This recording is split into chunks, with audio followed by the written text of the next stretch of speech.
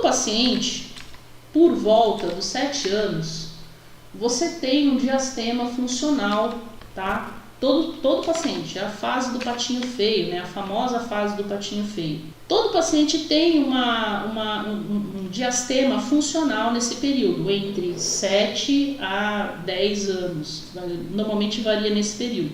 O ideal é tirar uma radiografia periapical, já resolve, muitas vezes você vai conseguir ver a coroa dos caninos pressionando as raízes dos dentes dos incisivos centrais. Na ortodontia é o canino, né? A gente estuda isso. O canino ele pressiona essas raízes e depois ele faz um movimento de inclinação para descer. Não que ele pressiona essas raízes e os dentes arqueiam.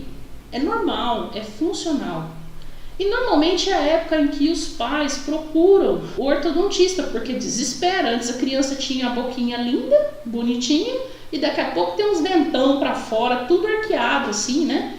Mas o que o pai não entende, que a gente tem que explicar, é duas coisas. Primeiro, esses dentes maiores, eles são maiores porque são os dentes que ele vai ter como adulto, né?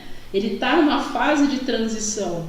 Então, essa questão do dente parecer maior do que a boca da criança, totalmente normal, já os dentes permanentes. E a segunda questão é que o arqueamento é funcional. O ideal é não se colocar aparelho, não se colocar nada nessa fase. Deixa o dente descer. Descendo, aí é que você vai fazer o procedimento. Aí que você vai fazer procedimentos se forem necessários. Nessa fase aqui, gente, não se faz cranectomia. Pelo amor de Deus. Não tem nada a ver. O arqueamento aqui, ó, dá até para ver que a raiz está arqueada.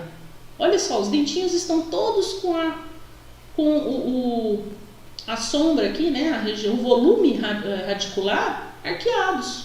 E isso é funcional, tá? Então, se a pessoa chega para você com a criança nessa situação, pede uma panorâmica, você olha, explica, né? Olha, os dentes dele estão descendo, é natural, isso é funcional. A gente tem que aguardar essa fase passar. O que acontece se você for fazer um tratamento ortodôntico nessa situação?